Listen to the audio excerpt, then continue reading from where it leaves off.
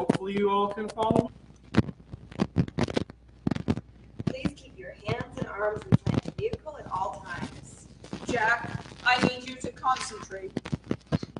Answer all questions until you arrive at the hospital. Where am I? You are at the hospital, Jack. Additionally, please turn off your cell phone when the events need to be resolved. Jack, think back. Where did this all start? Have a nice ride. I was making lists. 2 truths and a lie. Truth. Things I need to do for camp. Come out to Grandpa as by. Pack up the camp car from Dad's. And HIV. This is what a medical theater minor with a math major, driven by his passion, will come up with while we're stuck in a 20-hour ride. True.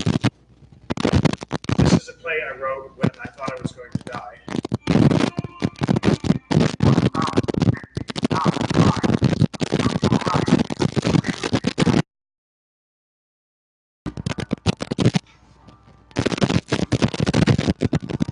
Why haven't you done it?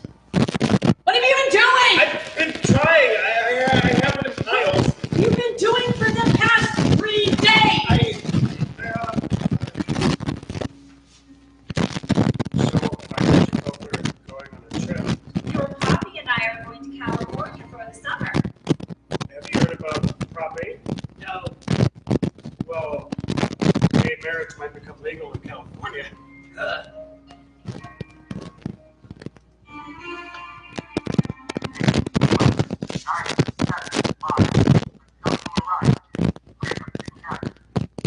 We don't smell water here. What? We don't carry that. Why not? It's part of the agreement with.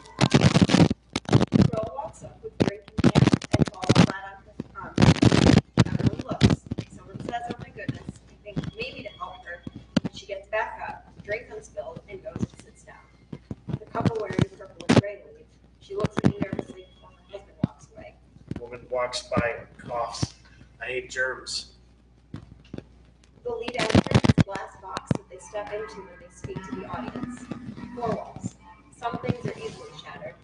Walk over to check on girl. See the girl accidentally stop and get in her way. I apologize. I ask her if her arms are okay. She doesn't look at me, packs up her things and leaves. She never asked me about my arm.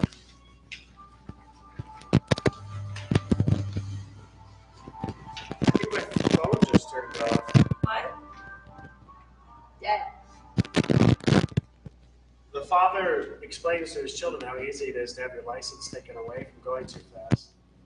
I went fast once. It was an open highway, not a car to be seen on the horizon. It was beautiful. The sun just flaring down in front of me. I couldn't help myself. You know, I felt so free. My foot on the accelerator had me going 65 in a 55 zone. Daring, I know. I came up on a toll station and I began to slow down, but not before passing a Chicago police officer.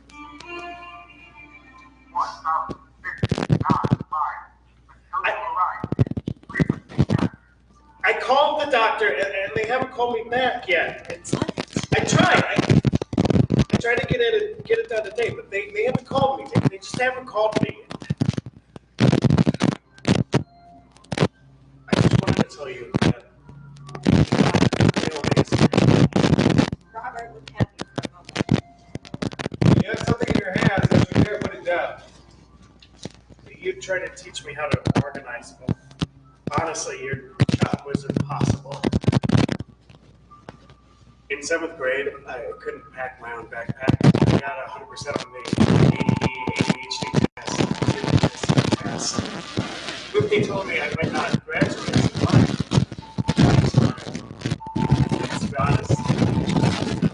When you got a hold of something, don't let it go. You're the hold of this plane. It was the only thing keeping me from falling.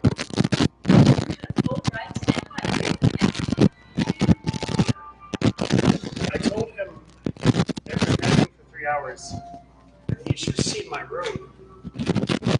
I know you did.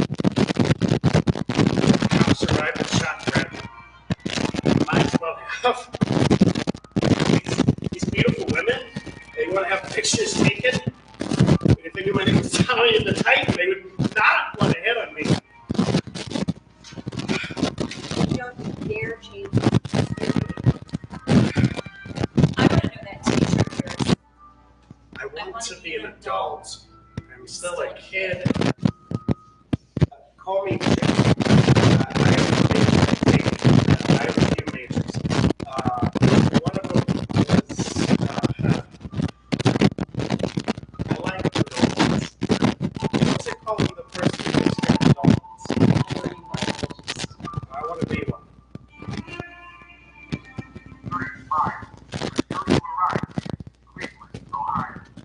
Jack sits and wonders as he drives the car through the neighborhood. He soaks in the light as he looks for Dave's house.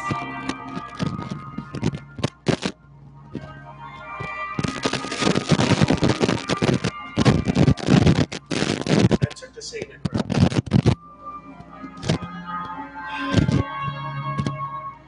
I like it. Go back. Here's the real lines.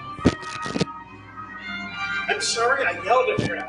I mean, I've been freaking out because I took the HIV test before I left. I thought they were just giving the results right then, but I have to wait 3 days. I don't know what to do.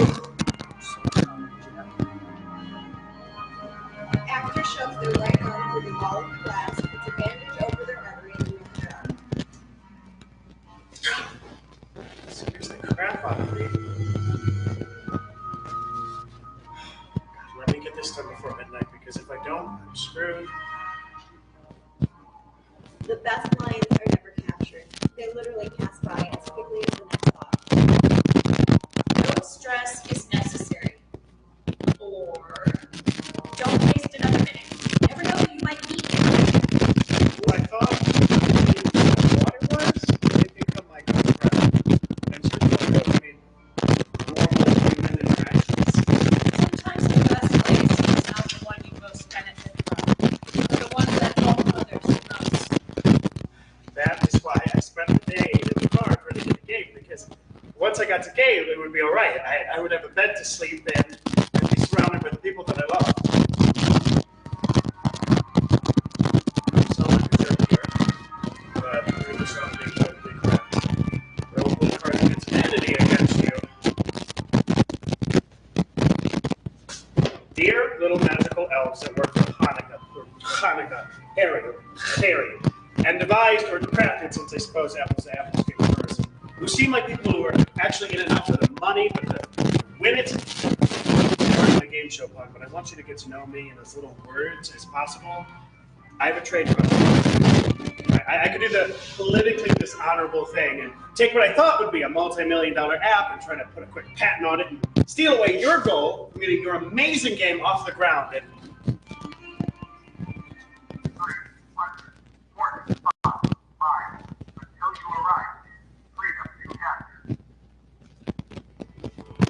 Gabe is sitting in the driver's seat, and Jack is sitting next to him, writing down how worthless he is on a paper bag while crying. This goes on for some time. After the basketball fists, the glass stagger back.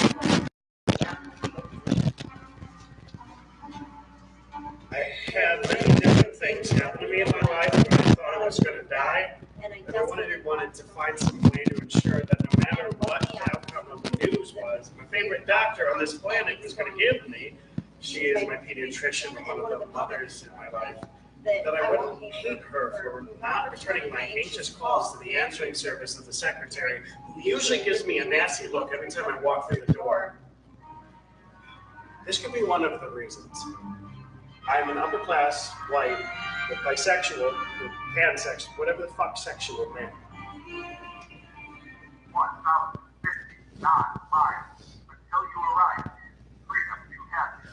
Didn't use protection, okay? I tried to call and get an HIV test, but they didn't call me back. And then I did some research on the horrible things the disease does and how it ruined my life forever. And I don't know what to do, and I just couldn't concentrate. I'm sorry. I'm sorry. Call him right now. They will get you in tomorrow. Pack your things. You're leaving right after. Actor says, "I'm sorry, Mom," and pushes open the glass wall. It's shattered into a million pieces.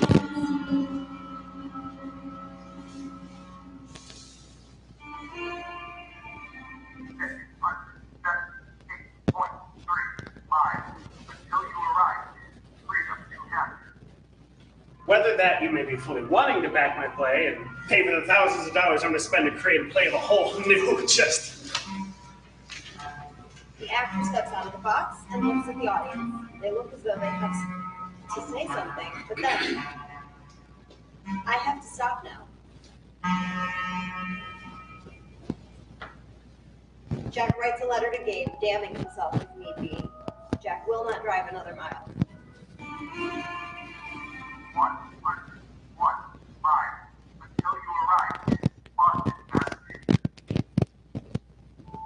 Jack walks into a store while Gabe is on the phone, pacing outside. Jack looks around to decide what he needs. He hasn't slept in 2 to 3 days and hasn't eaten dinner since the night before.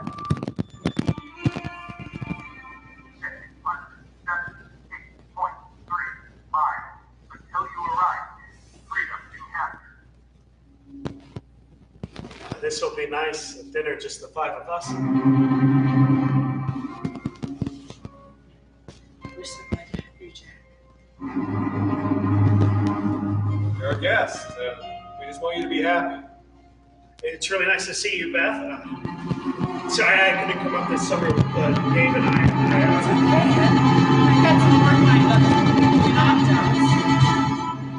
That's cool. The back gate opens, and an older woman walks in with her pint-sized dog. Jack is silent. So, what do you use your phone for? I take a lot of pictures on it.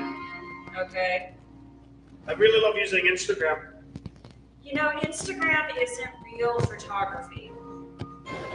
What do you mean? It's not real photography. I'm a photographer, so I know. How can that be real photography? It's taking pictures, and there are some really good people on it.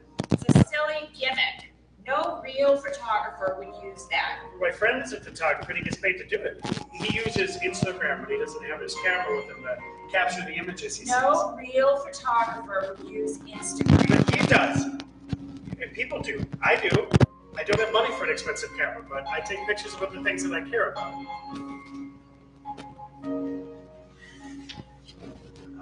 This is a picture of a sunset at camp. It's my favorite.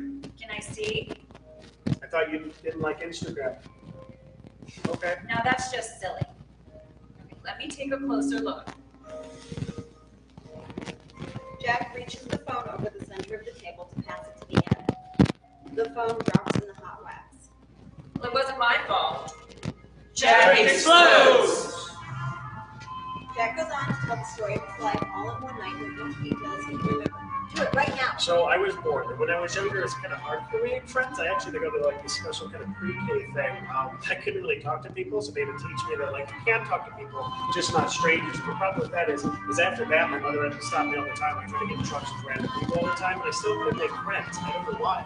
There was like a friend sitting out somewhere. I don't know. I couldn't approach them.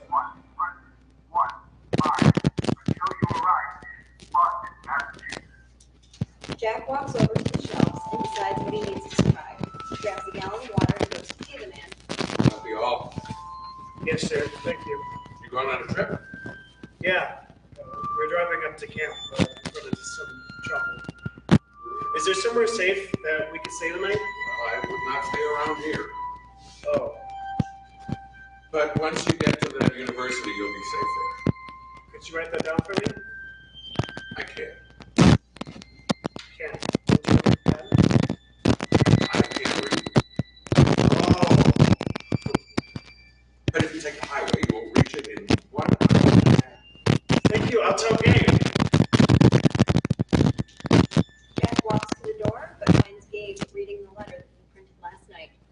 Jack can't believe what he's done. I literally spent all day thinking I was happy. Happy to be quite possibly receiving a death sentence in the eyes of everyone around me. So I thought of a revolutionary new play to solve my problems. I stopped the car for periods of time and just lapsed in my head. I wrote to myself in code. I had so much thoughts while driving that I literally couldn't drive without following the trucks. To get a worthless worthless car to a camp I love for no pay bonus. I'm unfit to drive that car, and I don't even care at this moment to think about the ramifications of this message. Attached, I am handing Gabe Wood, a person who I trust with my life, a piece of blackmail to put me in whatever medical, physical, emotional, spiritual, marital, organizational, wellness-related things I need to do my job. He's the best judge of my character at this moment in time. And I'm going to go print this out without asking in order to do that. Can't sleep.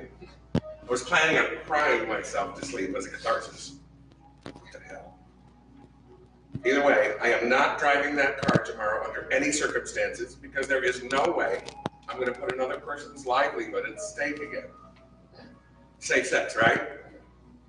I, Jack Harris, of unsound mind and body.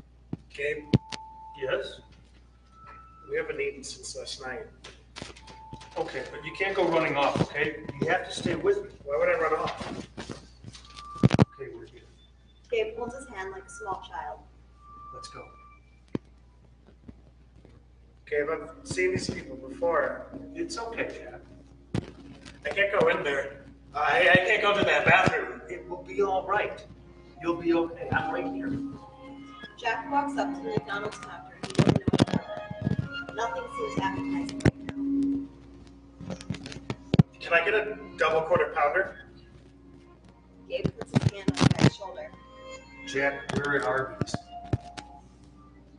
What? Jack, we're at Arby's. Jack looks around and he pulls the rest of the uniforms are now all gone and realizes that none of the workers are uniforms menu. I'll get 3 number 8s, please. Mom, it's getting worse. He just had a big episode at the fast food place. And I don't know what to do. His dad just keeps saying, Just get him to camp. You have leadership at 9 a.m. tomorrow morning.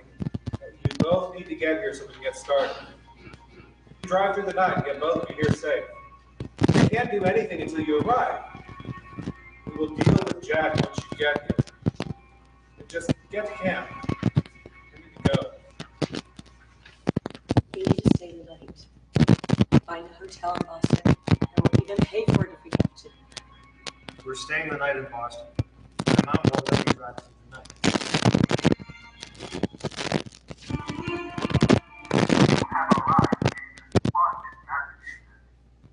Hey, Dad. Why did you guys stop for the day? We've had a long day. We just couldn't drive any longer. I need you both here at leadership tomorrow morning. It's very important. Dad, something is wrong. I don't feel that I'm fit to be the group leader right now. Of course you are. You just need to pull yourself together. Dad, I think I'm really sick. Okay, you guys just need to get some rest. And then we'll wake up early tomorrow morning and get here on time. Okay, Dad, we'll do our best. No. You both need to be here on time. No more excuses. I gotta go. Okay. Good night. Jack picks up a bag of food he was talking earlier. He picks up 3 sandwiches and proceeds to eat all.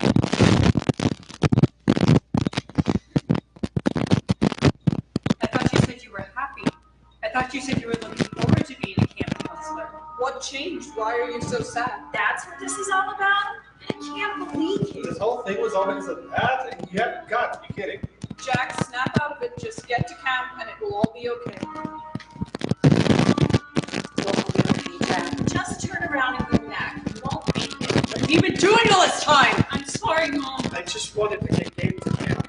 Is that what this is really about? I thought you said you were happy. I thought you said you were looking forward What to changed? it. Why are you so That's sad? what this is all about? I can't believe you. Jack, snap. Get to camp and it will all be okay. Just turn around and go back. You just won't make it. What have you been doing all this time? I just wanted to get Gabe to camp. Is that what this is really I about? thought you said you were What happy. I changed? thought you Why said are you you were so looking sad? forward to That's being what a this camp is about. counselor. I can't believe you. I just wanted to get Gabe to camp. Jack, snap out of it. Just turn turn around. around. It will all be okay, Jack. I'm so I'm so sorry!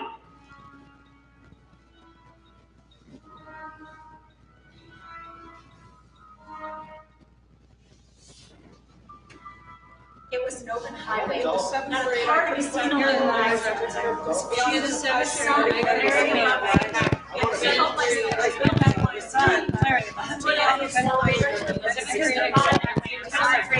The accelerator, daring it.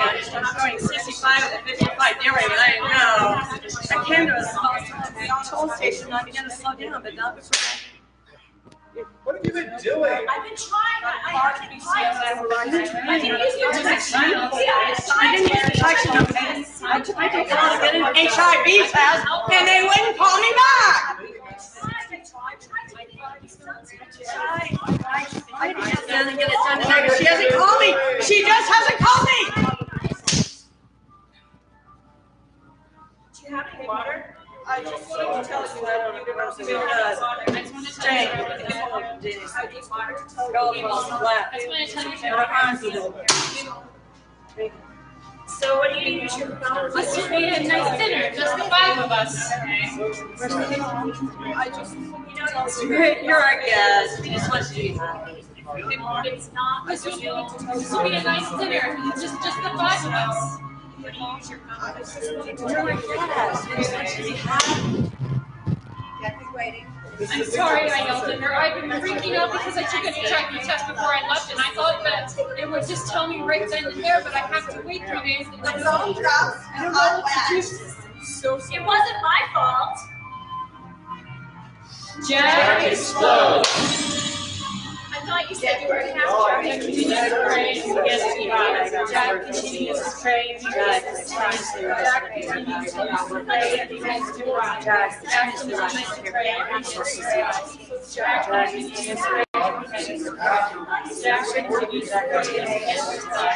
Jack continues to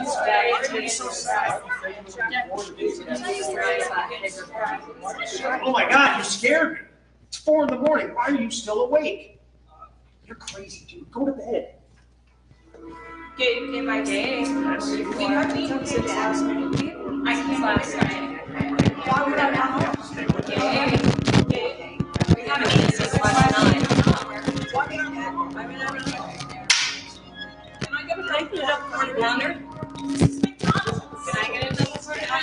Can I get a double quarter pounder? Can I get a double quarter? Can I get a double quarter? Can I get a double quarter?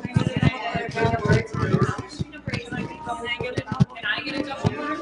Can I get a double quarter? Can I get a double quarter? Can I get a double quarter? Can I could pay the rates, please. Please, Jack. This is McDonald's.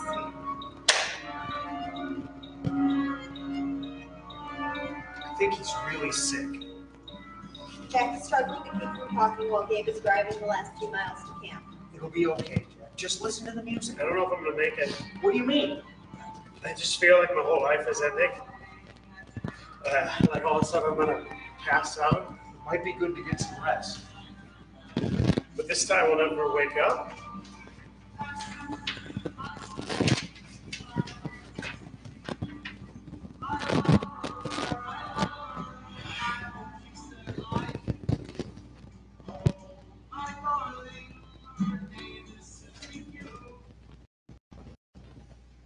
Can you call my dad? Please, I just need. All right. You dial, but then give me back the phone. There's no answer. Then I'll leave a message. Oh, okay, I'll put it on speaker. Dad, I don't feel like I am fit to be a counselor right now. What if I can't do it? What if they found out I was bisexual? Then their parents would find out. What if they asked for a different counselor to take care of their kids? I can't handle that happening. I can't sleep. I can't stop talking. I just want to see Gabe get to camp. Jack turns and realizes that Gabe has been listening the whole time. So that's what this is about? Sorry, I just can't right now. I can't believe you. I just wanted to get you to camp. I can't handle this anymore. I can't handle this anymore. I'm sorry, Jack. I just need to go. Gabe leaves Jack alone in the car and his father walks up to the car. Jack, it's for you. Hello? Jack, it's Dr. Jekyll. goodness. I've been waiting to hear from you. Jack, we're worried about you. We think that you need. Did you get the test results back? We really need you to calm down, Jack. But we think you may. I've been trying to reach you, and my phone's been dead. We need you to try to relax. Did you get the results? The test was clean, but Jack, we need you. I've been waiting all this time to hear from you, and all you do is say in passing. Do you know how much this has been tormenting me? It's important, and we think you're really sick. And you know what? Forget it. I don't want to talk to you.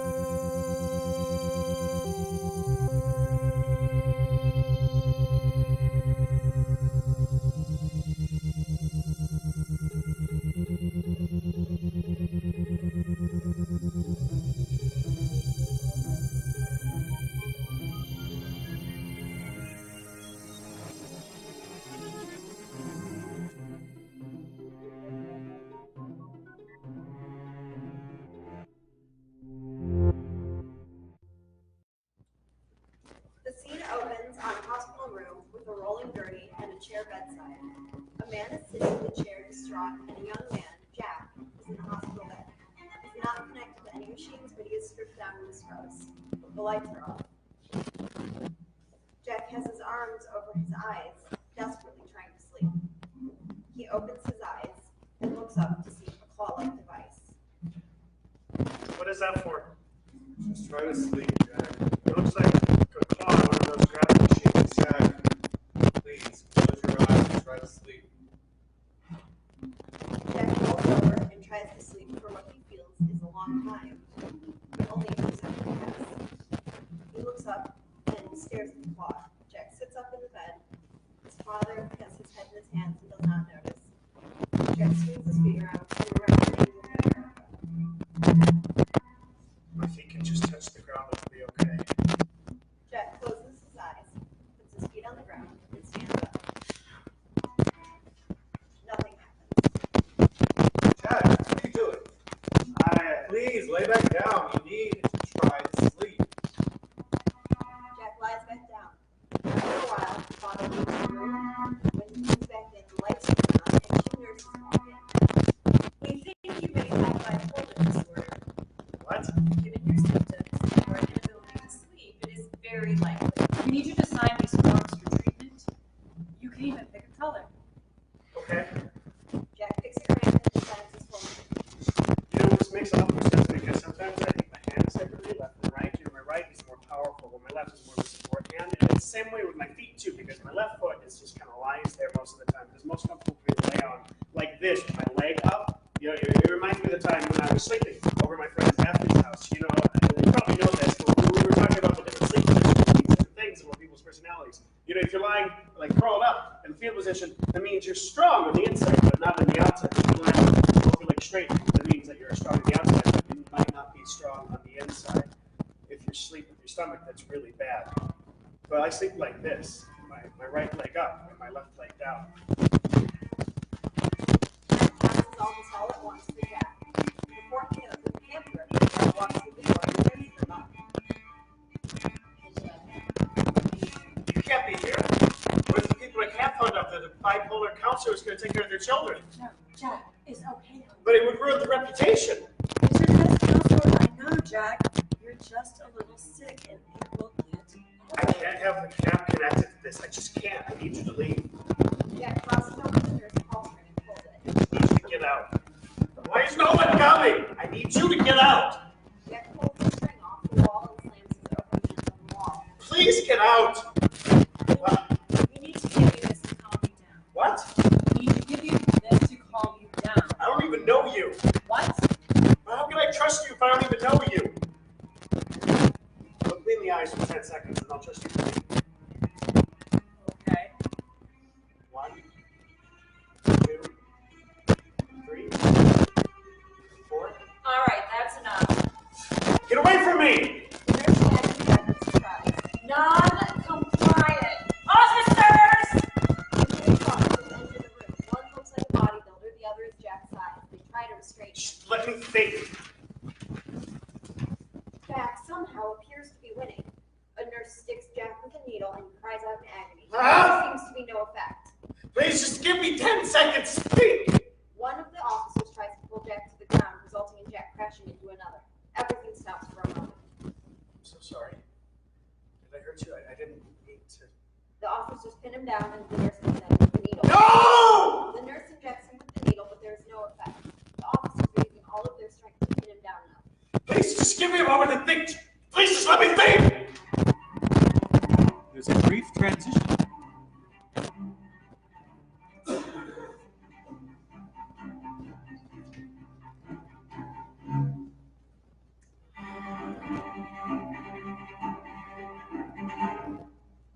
Jack begins to wake up while handcuffed to the bed on each side. The room is dim, and there is a beeping of a heart rate monitor. His father is sitting in the chair, but Jack does not seem to notice. As soon as Jack regains consciousness, a doctor walks in. Where am I? You're in the hospital, Jack. We I. need to run some more tests to figure out what is causing your problems. How long have I been out? Feels like 20 years. Has it been? A few nurses enter during Jack's last statement. Sure, Jack. Just lie down and try to relax. We need to take an MRI. Okay. Jack is wheeled out of the room by the doctor and a few nurses. His father sits there, head in his hands for a while. He then picks up his phone and leaves the hospital. We hear the whirring of the MRI machine and birds chirping. Jack is entranced. The next day, nothing has changed, and Jack has not yet started treatment. Jack is in the lab for more testing, and the father is left alone. He leaves the room to discover the camp director's wife waiting for him in the waiting room. Are you okay? I just don't know what to do. It'll be okay. Jack is getting help. Help. He keeps going on about how he's been out for 20 years, and I'm not even allowed to show him he's okay. They can make it worse, but I don't understand how this can get any worse. They have him showering in handcuffs. This is Jack we're talking about. They'll be interviewing him and interviewing him. He never gets better. He has the brightest future. He's the smartest kid. I know it. See him in this state, constantly making lists and writing things down for his play. I just wish I could do something for him. You are doing something. You're here. The scene fades away as Jack is wheeled back to the stage. Pull up his sleeve. No, please. No more needles. Jack, you'll be okay, honey. Just let them give it. Mom? When did you get here? We've been here with you for 5 days. I've been with you since you transferred. 5 days? It's been 20 years. The doctor said that. All right, that's enough. Please, no, I don't want to. The nurse grabs my arm and tries to control me. Hold still. Don't make me call. Wait, no. Let me get calm. The nurse injects me and the room begins to darken. Smart kid. That day, I was convinced my life was over. 40 years old and having spent half of it in an induced coma, and no one would tell me otherwise. It may have been that I didn't understand what was going on, but who could have? The one thing that kept going. Though I knew Gabe was walking out for me, even though I no longer saw him. What I did see was my father crying. He had cried more in those few hours than I've ever seen in my entire life.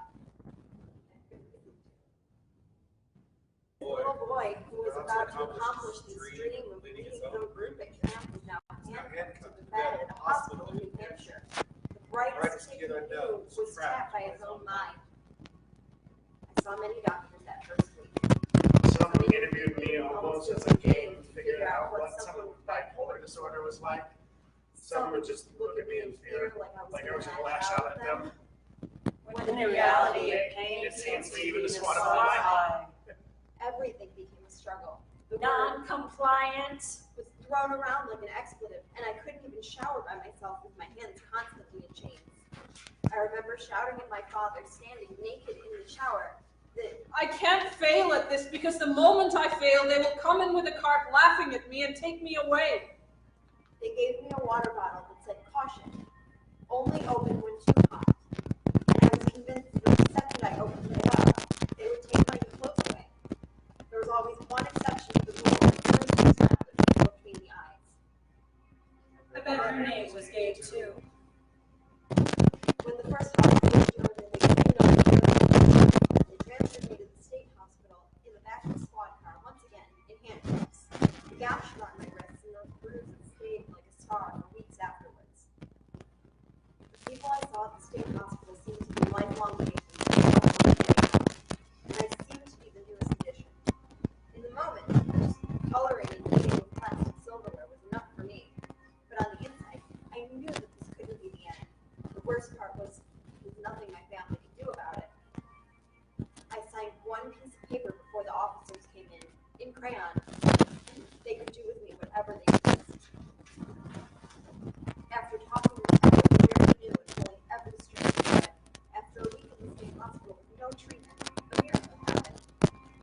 Though I never met him, my father had his own game, and he brought me home.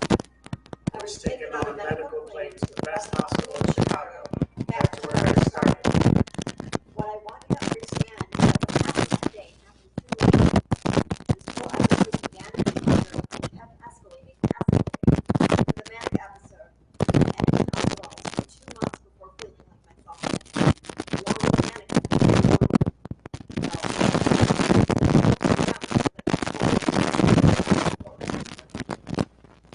this time I went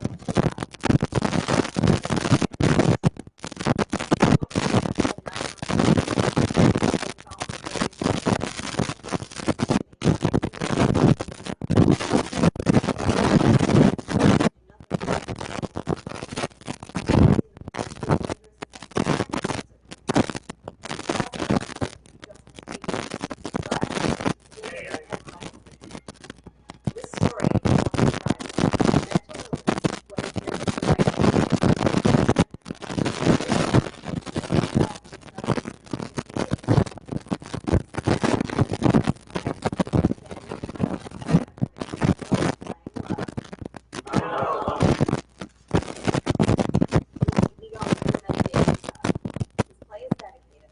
All gays of the world. Without you, this play would never exist.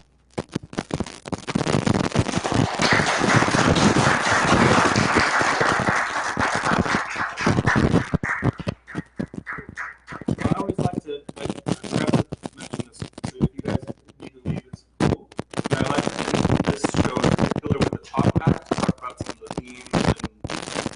And while I'm not a doctor, I can attest to my own experience.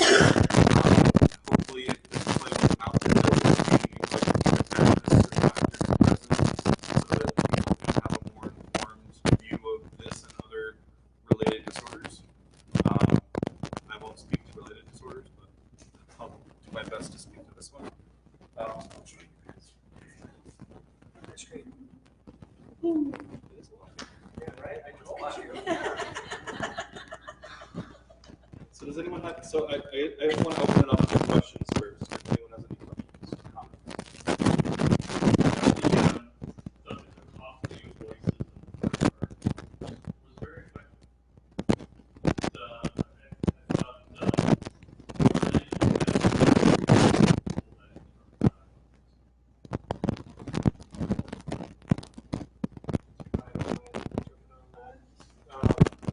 Yeah, like, that was the part that we kept making inside jokes, and good luck catching up with that. If you have the scripts and you're reading it,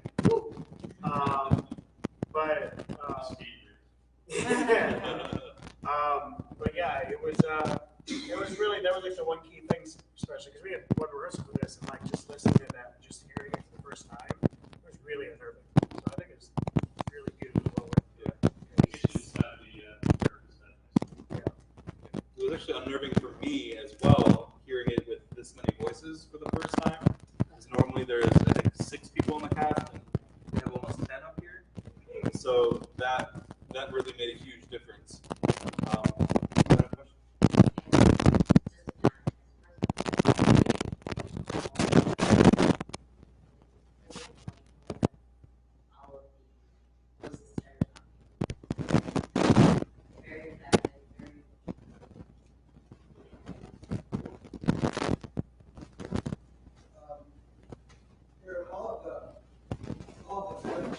All the medical treatment in the script is all presented as being very threatening.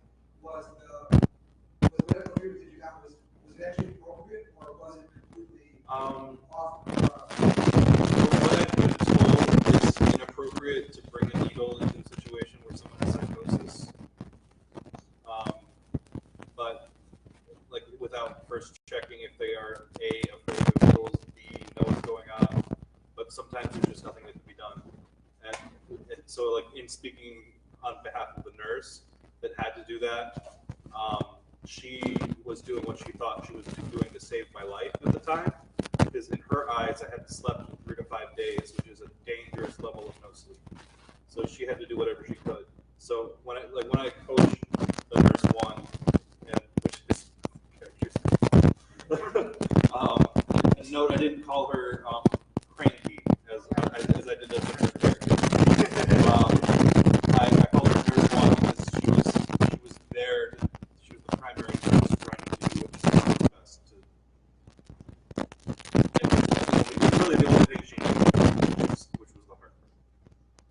I have a good friend who wrote a survival guide to mental health hospitals, and he deals with schizophrenia. Very sharp guy, but one of the things that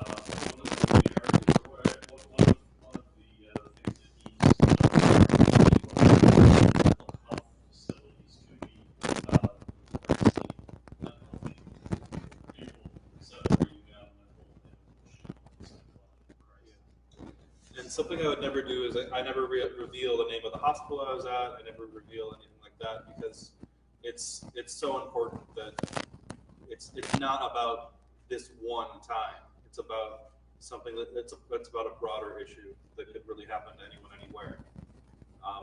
If the stakes were higher, it could happen here in Chicago, the same exact way. And is the play, is it purely attempt to give the audience an understanding of what it's like to be on the inside, or is it also a commentary on the current state of our mental health facilities? I don't think it's a commentary on the current state as much as it is a commentary on the experience I went through. Like, everything is through my eyes. I mean, like, my mom is here, my dad is here, my dad's girlfriend and his substitute is here. So, like, they're not nearly as mean as they are in the script. But in the time, at the time, that's how I viewed it, and in the throes of a manic episode, that's how I viewed it. Does anyone have any questions for any of the other experts on the stage? I know that we've only been dealing with the script for like 48 hours, but you guys know these have other insights as well. The play check.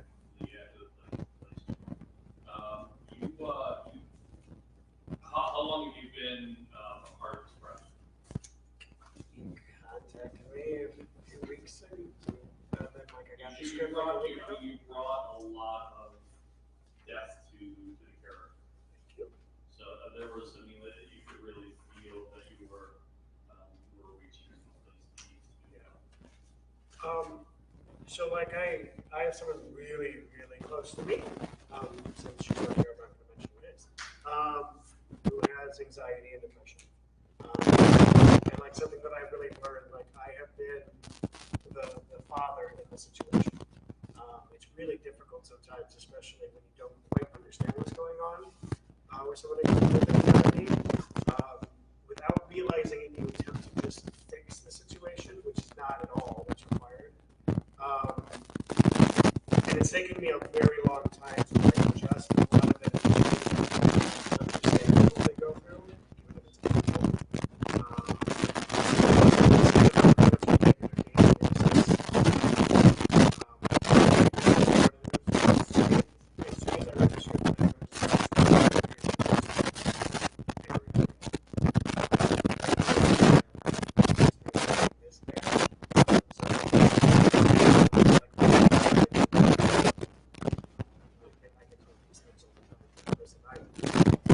Something Chelsea's character says is that they have this late. So really, this if you're having an episode could have stopped in Chicago. It could have stopped in Cleveland. It could have stopped in Boston. It could have gone all the way to the Madison where there was less care, less doctors that were close to me.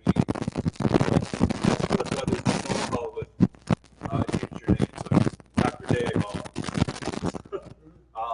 where she's saying her line that gets cut off at the end of Jack's Terminator is, "If you have to be hospitalized, I want you to be." And he never hears that. All he hears is the results you don't care about. Yeah.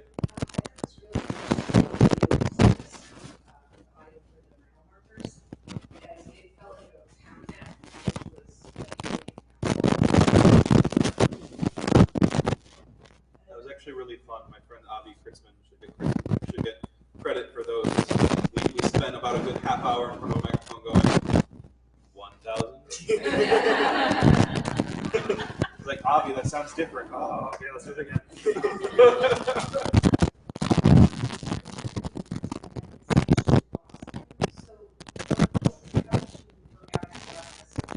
I realized that if I ever put up this play again, that there should be a map on the inside of the program.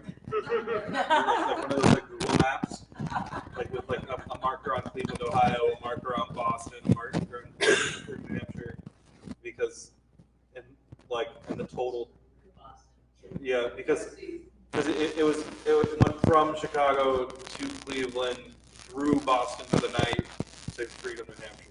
So.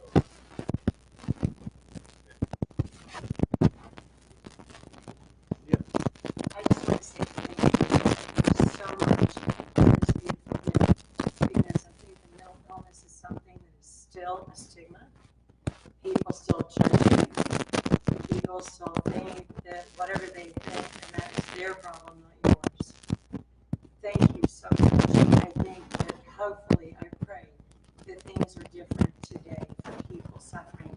I have a very dear friend. She's schizophrenic. She's fine now. Nobody was doing her mission of the night. But I remember going over to her house with her children there, and she said that she was Sarah from Pennsylvania, and a serial killer was after her. And I'm like, oh my goodness. So I stood there, and I remember the words Carl Benjamin saying that love should be the first step in treating mental illness. So I watched her, and I threw my phone to her oldest daughter and said, call 911. And she was pacing back and forth, and she finally sat down and grabbed around her and held her on the brink until the firefighters came stomping through. And they're like, so-and-so, we dealt with you for, we've been here for, and I'm like, yeah, you got 20 men in here, and I'm one woman. What could one woman, and then I was like, okay, I'll shut up, and you guys do your job.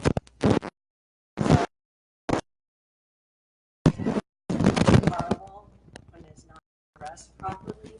So thank you for sharing this very important story. What a gift.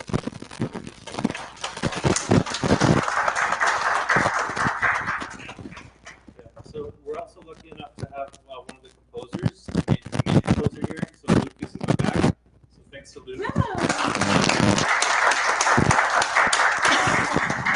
I did all the